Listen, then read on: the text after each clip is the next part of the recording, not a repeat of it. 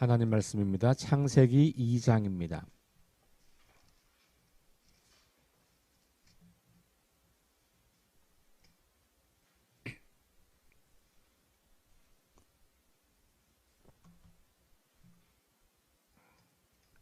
창세기 2장 4절부터 25절까지 말씀을 함께 봉독합니다.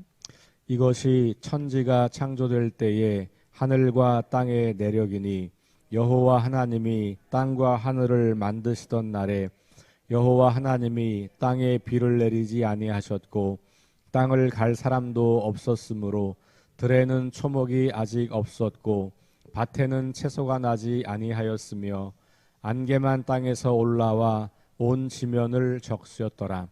여호와 하나님이 땅의 흙으로 사람을 지으시고 생기를 그 코에 불어 넣으시니 사람이 생명이 되니라. 여호와 하나님이 동방의 에덴에 동산을 창설하시고 그 지으신 사람을 거기 두시니라.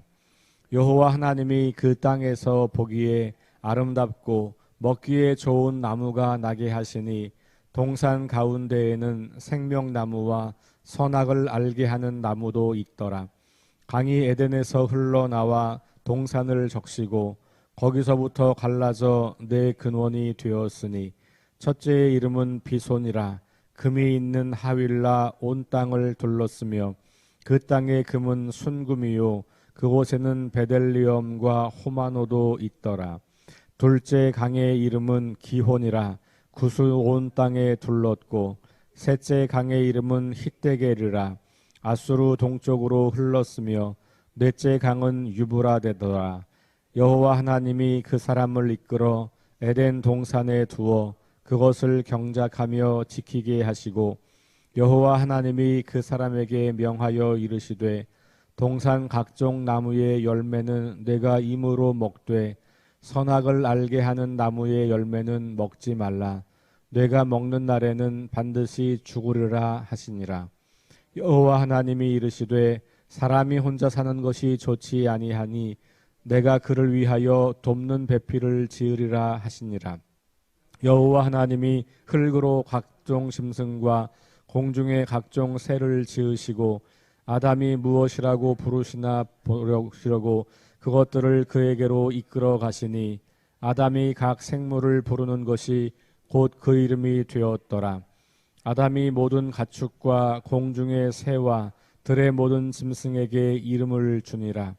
아담이 돕는 배필이 없으므로 여호와 하나님이 아담을 깊이 잠들게 하시니 잠들매 그가 그 갈빗대 하나를 취하고 살로 대신 채우시고 여호와 하나님이 아담에게서 취하신 그 갈빗대로 여자를 만드시니 그를 아담에게로 이끌어 오시니 아담이 이르되 이는 내 뼈 중에 뼈요 살 중에 살이라. 이것을 남자에게서 취하였은즉 여자라 부르리라 하니라. 이러므로 남자가 부모를 떠나 그의 아내와 합하여 둘이 한 몸을 이룰지로다. 아담과 그의 아내 두 사람이 벌거벗었으나 부끄러워하지 아니하니라. 아멘. 네, 우리 어제 본문이 창세기 1장이었고 오늘은 이제 2장이에요. 근데 창세기 1장과 2장은 엄밀히 말하면 2장 3절까지가 1장에서 이어지는 이야기고 오늘 읽은 4절부터가 또 새로운 이야기예요. 그러니까 창조 이야기가 두 가지가 있는 거예요. 이제 이 두 가지가 굉장히 다른 방식으로 기록이 되었고 또 내용도 좀 다르게 구성이 되었죠. 순서도 다르게 되어 있습니다. 그러니까 1장에 있는 이야기가 매우 질서정연하고 정돈이 잡혀 있고 논리적이고 아주 조직적인 그런 구성을 하고 있다면 2장의 이야기는 되게 좀 듬성듬성하고 특별히 인간을 중심으로 하는 이야기입니다. 1장은 온 세상 만물을 창조하신 하나님을 그 온 세상 만물을 이렇게 잘 정돈되어서 설명을 하고 있다면 2장은 다른 데는 별로 관심이 없고 사람에 관한 관심이 많이 있어요. 호칭도 하나님이라고 하는 단어가 1장은 하나님 이렇게 나와 있지만 2장은 여호와 하나님. 그래서 그 앞에 여호와라는 단어가 붙어 있습니다. 그러니까 히브리어로 말하면 1장은 엘로힘이라는 단어가 쓰였고 2장은 야훼 엘로힘 이렇게 이제 쓰여 있는 건데, 이 여호와는 이스라엘 백성들이 그냥 네 개의 단어만 쓰고 모음을 쓰지 않아요. 자음만 쓰고. 그래서 정확한 발음을 알지 못해서 뭐 여호와, 야훼 뭐 이렇게 등등으로 발음을 합니다. 지금도 이스라엘 백성들은 이 단어는 그냥 아도나이라고 하는 단어로 주 이렇게 이제 사용을 많이 해요. 어쨌든 창세기 1장과 2장은 같은 창조 이야기를 우리에게 소개하고 있지만 매우 다른 방식의, 쉽게 말하면 글쓰기 방식이 좀 다르다, 전하는 방식이 좀 다르다라는 거예요. 그럼에도 불구하고 이 두 이야기에서 공통된 내용들이 이제 있는 것이죠. 그 내용을 중심으로 오늘은 창조 이야기 1장으로 제가 지난 주일날 함께 좀 말씀을 나누었기 때문에 우리 또 어제 묵상을 하셨고, 오늘은 2장에 있는 말씀을 가지고 그러나 1장과 2장이 함께 이야기하고 있는 바와 동시에 또 2장이 말하고 있는 바를 조금 이야기해 보려고 합니다. 2장 4절부터 7절까지를 한 단락으로 볼 수 있는데 사람을 만드신 이야기가 먼저 나옵니다. 그래서 이렇게 시작하죠. 이것이 천지가 창조될 때의 하늘과 땅의 내력이다 이렇게 되어 있는데, 번역이 이렇게 되어 있습니다만 이렇게 읽으시면 됩니다. 천지가 창조될 때에 하늘과 땅은 이러했다. 뭐 이렇게 볼 수도 있고, 아니면 하나님이 천지를 창조하실 때에 하늘과 땅이 이렇게 됐다. 뭐 이렇게 볼 수 있는 선언을 먼저 하는 거죠. 그리고 나서 그 창조하시던 날에 대한 이야기를 하는데 어떻게 묘사를 하고 있냐면 황무지 같은 어떤 공간을 이야기해요. 1장은 혼돈과 무질서, 혼돈과 어둠 가운데서 빛을 창조하시는 것으로 시작하잖아요. 근데 2장은 뭔가 그냥 아무것도 없는 그 황무지가 존재하고 있는 거예요. 그러니까 보니까 땅에 이미 땅이 있는 거예요. 비가 내리지 않았고 땅을 갈 사람도 없었고 들에는 초목도 아직 없고 밭에 채소가 없고, 그러니까 아직 생명체가 존재하지 않는 땅이 있는 거죠. 그러니까 공허하고 황무한 땅이 있는 거예요. 안개만 땅에서 올라온다. 그래서 온 지면을 적셨다. 여기 안개라는 단어는 물로도 번역할 수 있는 단어여서 1장에서 나오는 물을 갈라서 바다와 땅을 나누시기 전의 상태를 2장은 이렇게 이제 표현을 하고 있는 겁니다. 자, 그런데 그 가운데서 하나님께서 땅의 흙으로 사람을 지으셨다. 자, 1장에서는 사람을 만들기 전에, 생명체를 만들기 전에 그 공간을 구성하는, 그죠? 그게 이제 첫째, 둘째, 셋째 날 땅, 하늘, 바다 경계를 나누고 그 안에 공간을 이제 두시고 그 공간 안에 생명체를 두신 거죠. 그 이야기가 다 없어요. 그리고 지금 바로 사람을 만든 이야기가 등장해요. 자, 6절에 7절에 여호와 하나님이 땅의 흙으로 사람을 지으시고 그 코에 생기를 불어넣으시니 이랬어요. 사람이 생명이 되었다. 여기까지가 처음에 세상의 모습과 그리고 그 가운데 하나님께서 창조를 시작하신 이야기 등장합니다. 자, 그리고 이제 8절부터는 에덴 동산의 이야기를 하시죠. 그래서 에덴 동산을 따로 만들었다 이렇게 이야기하죠. 그러니까 1장에서는 그런 구분이 없어요. 1장에서는 그냥 세상을 만드신 것이 그냥 우리가 이해할 때는 그냥 그게 하나님의 창조 세계 이렇게 보는 건데, 2장에서는 이 땅 가운데 한쪽에 에덴 동산을 만들었다 이렇게 묘사를 하고 있는 것이죠. 자, 그래서 에덴 동산을 만드시고 사람을 거기 두셨다. 그러니까 에덴 동산을 만들기 전에 사람을 먼저 만드셨고 그 사람을 이끌고 에덴 동산에 두셨다. 이렇게 이제 표현을 하고 있어요. 이런 차이점들이 이제 있는 겁니다. 자, 그리고 나서 9절에 보니까 그 땅에서 보기에 아름답고 먹기에 좋은 나무가 나게 하셨다. 그래서 거기 이제 나무가 나오는 건데 그 나무 중에서 생명나무와 선악을 알게 하는 나무도 있었다. 이렇게 이야기합니다. 우리가 보통 선악과만 나무가 생각을 하는데 여기 보니까 생명나무라는 나무가 있는 거예요. 자, 그리고 나서 그 에덴의 모습을 묘사합니다. 강이 흘러서 동산을 적셨다. 이런 표현이 등장하면서 네 개의 줄기의 강을 이야기합니다. 자, 이 에덴의 강이 흘렀다고 하는 것은 여기 생명이 풍성하다는 거예요. 그러니까 2장에서 창조해서 강조하고 싶은 것은 황무지 같은 땅이 에덴을 통해서 생명이 넘치는 땅이 되었다는 것을 강조하는 겁니다. 1장에서는 무질서하고 혼돈한 세상이 질서정연하게 창조되었다는 것을 강조하고 있다면 2장에서는 생명이 존재할 수 없는 황무지 같은 땅에 하나님께서 생명이 풍성한 에덴을 만드셨다라고 하는 거죠.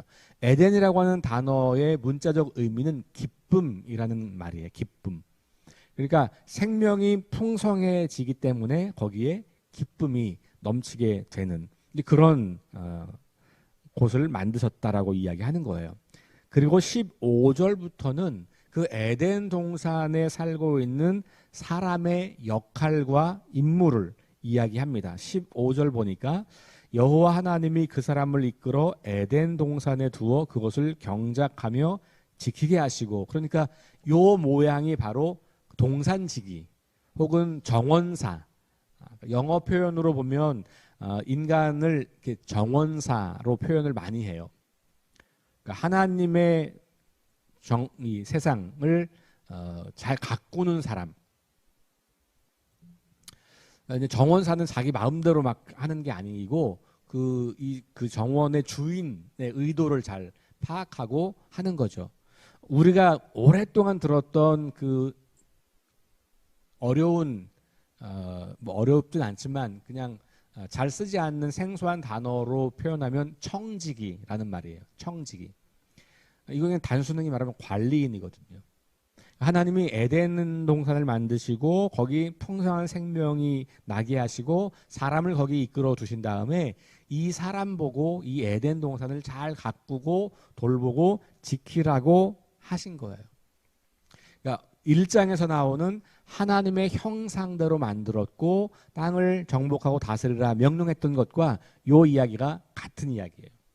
굉장히 다른 방식으로 기록을 하고 있지만 메시지는 동일한 거예요. 인간을 하나님께서 이 하나님의 창조 세계를 돌보는 사람으로 만드시고 돌보는 사람으로 역할을 주셨고 그걸 사명을 하고 우리가 볼 수도 있는 거죠. 자, 16절에 보니까 하나님께서 그 사람에게 명령을 하셨어요. 그래서 동산 각종 나무의 열매는 임의로 먹지만 선악을 알게 하는 나무 열매는 먹지 말라. 먹는 날은 죽는다. 이렇게 이야기했어요. 요 이야기는 뭐냐 하면 동산에 있는 모든 나무를 임의로 먹되, 그 말은 너가 마음껏 먹어라. 그러니까 이 동산 내 건데 내가 너 다 줄게 이런 말이에요. 다 줄 거니까 네가 마음대로 해도 돼. 먹어도 돼. 근데 딱 하나 선과 악을 알게 하는 그 선악을 알게 하는 나무의 열매는 먹지 말라. 이 말씀은 이게 다 너 거 네가 마음대로 누릴 수 있는 거긴 한데 진짜 주인은 따로 있다. 요거 하나를 확인시켜 주는 거예요. 그러니까 인간에게 하나님께서 이 에덴 동산을 다스리고 돌보고 거기 있는 모든 것을 다 마음껏 누리도록 하셨지만 이거 내 거다. 하나님 거다. 요거를 기억하는 거예요. 그래서 뭐 그냥 마음대로 막 하다가도 그 선악과를 보면 아 이거 우리 마음대로 할 수 있는 거 아니구나. 그 한계를 정해주신 거라는 거죠. 한계. 그러니까 하나님이 우리에게 자유를 주셨지만 그 자유에 한계가 있다는 거예요. 그 한계의 핵심은 뭐냐 하면 하나님이 창조주이시고 우리는 피조물이라는 거예요.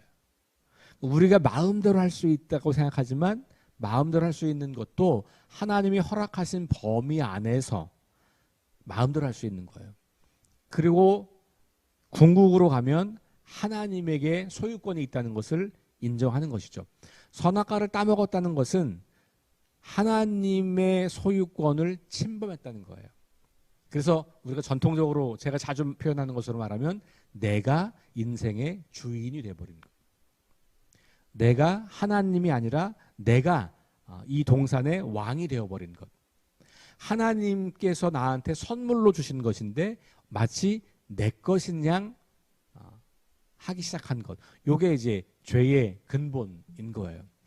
그러니까 왜 선악과를 두셨냐, 처음부터 두지 말게 하시지, 그럼 죄를 안 졌을 거 아니냐, 이렇게 거꾸로 생각할 수 있겠지만, 이것은 왜 두셨냐라고 하는 왜라는 질문보다는 이 선악과 이야기가 우리에게 뭘 말하는가를 찾는 게 좋은 거죠. 성경 읽을 때 여러분들 왜라는 질문을 하는 것보다는 요 메시지가, 이 이야기가 우리한테 어떤 의미를 주고 있는가를 질문하시는 게 훨씬 좋습니다. 그래야 우리가 답을 찾아가기가 쉬워요.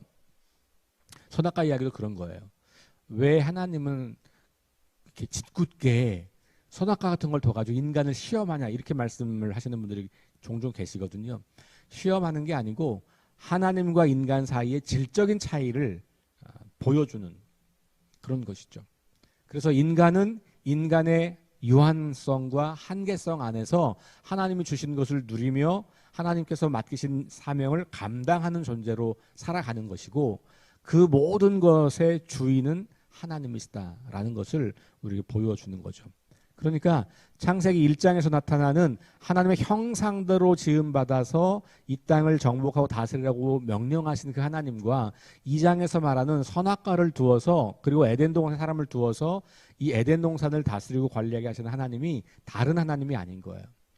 동일하신 하나님께서 우리에게 그와 같은 역할과 사명을 주신 거죠.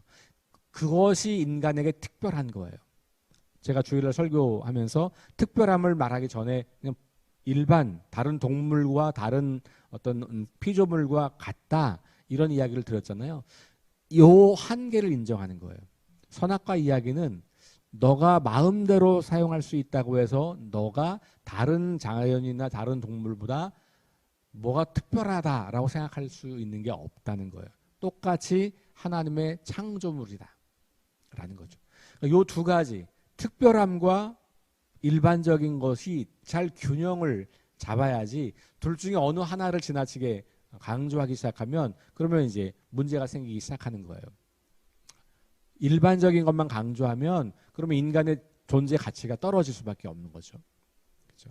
그러니까 이제 그거는 진화론을 주장하면서 진화론을 가지고 인간을 그 정도 수준으로밖에 보지 않는, 아무것도 아닌 거죠. 물질에 불과한 거예요, 그러면.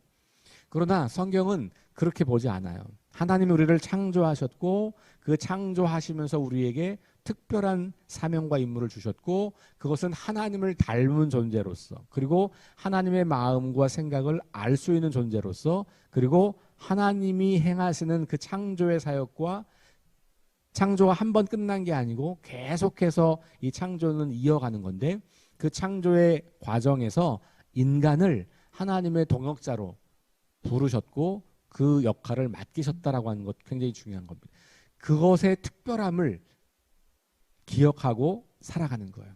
그런데 그것을 너무 지나치게 강조하면 어떻게 돼요? 자연을 마음대로 내가 해쳐도 된다. 인간이 가장 중심이니까 인간에게 맞게 모든 걸 다 바꾸면 된다. 이렇게 오해하기 쉬운 거죠. 그러니까 이 세상의 일부로 살면서 이 일부가 되어 있는 세상을 잘 보호하고 가꾸는 것, 그것이 우리에게 아주 중요한 역할이다라고 하는 것을 다시 우리가 생각해 보게 되는 거죠. 자, 그리고 이제 2장의 이야기의 독특함은 남자와 여자를 따로 둔 거죠.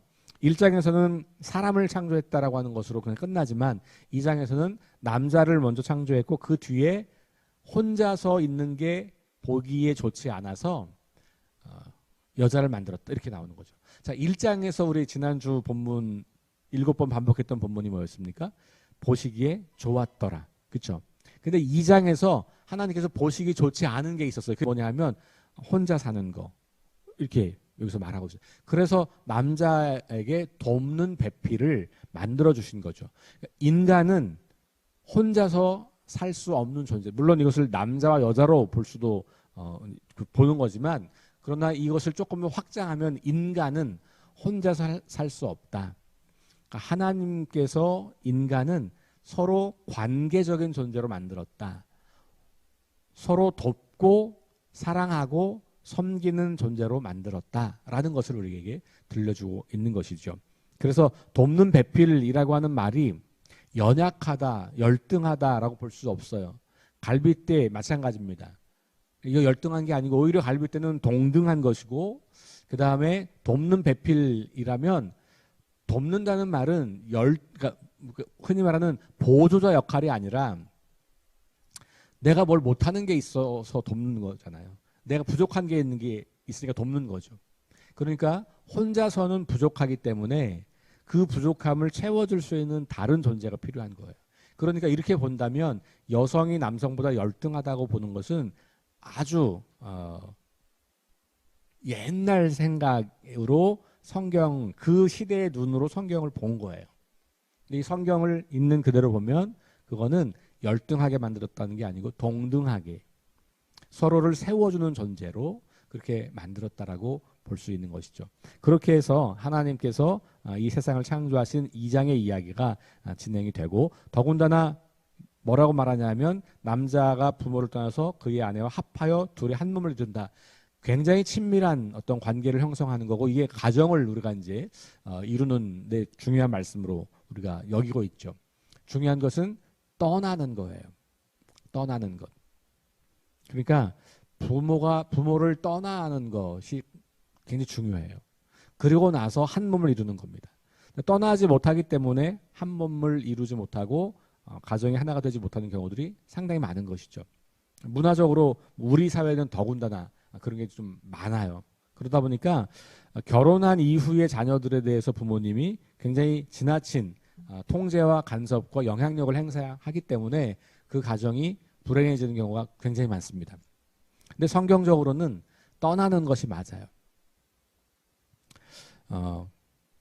그리고 나서 25절에 보니까 벌거벗어 지면 부끄러워하지 않았다. 이게 이제 아주 가장 최상의 친밀함의 상태를 보여주는 것이지요.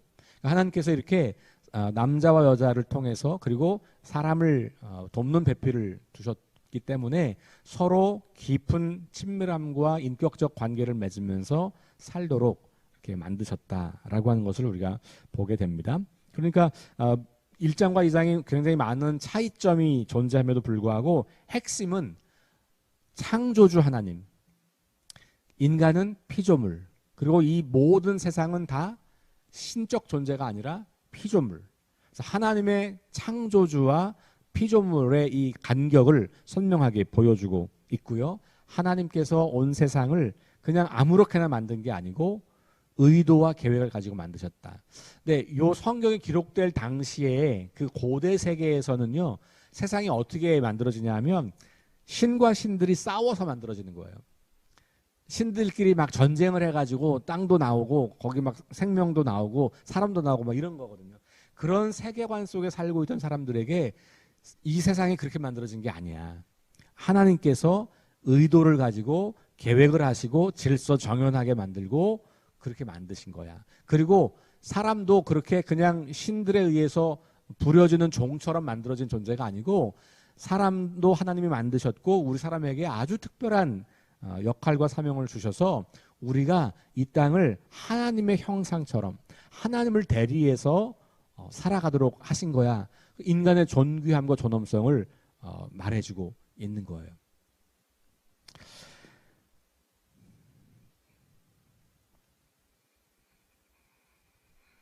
자, 오늘 이 이야기 기억하면서 하나님의 창조 그리고 우리의 한계 그러나 또 우리의 특별함 이런 걸 생각하시면서 우리가 지금 이제 내일부터 사순절이 시작되겠지만 하나님의 창조 세계를 우리가 어떻게 바라봐야 될 건가 이런 관점으로 조금 좁혀서 성경을 좀 보고 있는데요.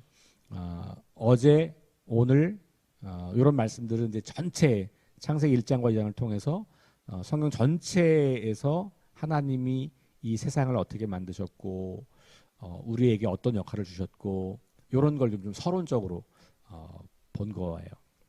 그래서 그걸 좀 다시 기억하면서 내가 하나님을 정말로 창조주 하나님으로 고백하고 이 세상을 우리가 잘 하나님의 마음으로 돌보고 관리하도록 만드셨다고 하는 것을 기억하면서 오늘 하루도 주어진 삶을 가지고 하나님의 창조의 그 명령과 사역을 잘 감당하는 저와 여러분 될 수 있기를 주의 이름으로 축원합니다. 기도하겠습니다.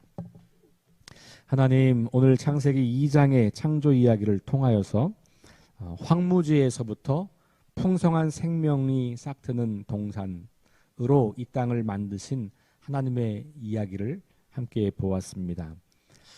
선악을 알게 하는 나무를 두어서 우리 인간이 하나님의 특별한 존재이긴 하지만 여전히 모든 피조물과 동일하게 하나님과는 다른 피조물인 것을 다시 확인합니다. 그럼에도 불구하고 우리 인간에게 돕는 배필도 만들어 주시고 그리고 동물들의 이름을 짓게도 하시고 하나님의 이 동산을 잘 가꾸도록 특별한 사명을 주신 것을 인하여 감사합니다. 하나님, 이 땅을 살아가면서 우리가 아무 의미 없고 가치 없는 그런 존재가 아니라 하나님께서 우리를 통해서 위대한 일을 행하시고 하나님의 그 놀라운 일들을 맡기신 그 존귀한 존재임을 기억하며 우리가 오늘 하루도 우리에게 주신 귀한 생명과 사명을 잘 감당하는 복된 하루가 될 수 있도록 인도해 주시고 특별히 오늘 이 세상을 바라보면서 끊임없이 듣고 있는 이 생태계의 문제를 그리스도인으로 어떻게 바라보아야 할지를 고민하면서 이런 시간들을 보낼 수 있도록 함께하여 주옵소서. 우리를 창조하시고 다스리시고 주인 되시며 우리를 하나님의 동역자로 불러주신 그 하나님의 은혜를 기억하며 오늘도 감사와 기쁨으로 하루를 살아갈 수 있도록 인도하여 주옵소서. 예수님 이름으로 기도합니다. 아멘. 우리 함께 합심해서 기도하시고 개인 기도하고 돌아갑니다. 성령의 능력으로 하나님 나라를 증언하고 살아내게 하소서. 하나님 말씀이 기준이 되게 하소서.